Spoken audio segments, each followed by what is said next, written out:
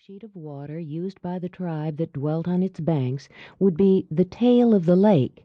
Lake George, as it is vulgarly and now indeed legally called, forms a sort of tail to Lake Champlain when viewed on the map, hence the name. Winding its way among countless islands and embedded in mountains, the Holy Lake extended a dozen leagues still farther to the south.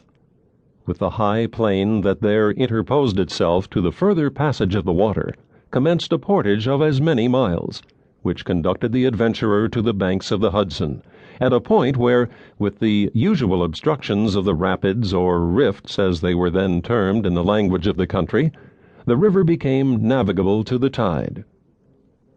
While in the pursuit of their daring plans of annoyance, the restless enterprise of the French even attempted the distant and difficult gorges of the Allegheny, it may easily be imagined that their proverbial acuteness would not overlook the natural advantages of the district we have just described. It became, emphatically, the bloody arena, in which most of the battles for the mastery of the colonies were contested. Forts were erected at the different points that commanded the facilities of the route, and were taken and retaken, razed and rebuilt, as victory alighted on the hostile banners. While the husbandmen shrank back from the dangerous passes, within the safer boundaries of the more ancient settlements, armies larger than those that had often disposed of the scepters of the mother countries were seen to bury themselves in these forests, whence they rarely returned but in skeleton bands that were haggard with care or dejected by defeat. Though the arts of peace were unknown to this fatal region, its forests were alive with men. Its shades and glens rang with the sounds of martial music, and the echoes of its mountains threw back the laugh or repeated the wanton cry of many a gallant and reckless youth, as he hurried by them in the noontide of his spirits to slumber in a long night of forgetfulness.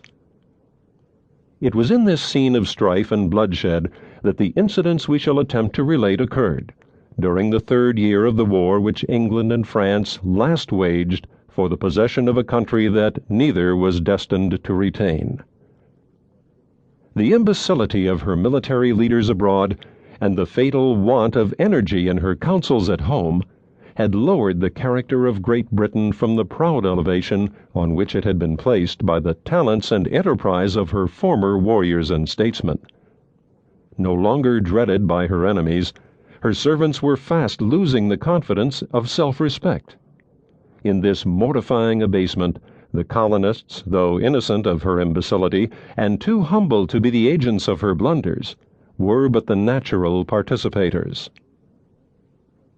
They had recently seen a chosen army from that country, which, reverencing as a mother, they had blindly believed invincible, an army led by a chief who had been selected from a crowd of trained warriors for his rare military endowments, disgracefully routed by a handful of French and Indians, and only saved from annihilation by the coolness and spirit of a Virginian boy, whose riper fame has since diffused itself with the steady influence of moral truth to the uttermost confines of Christendom.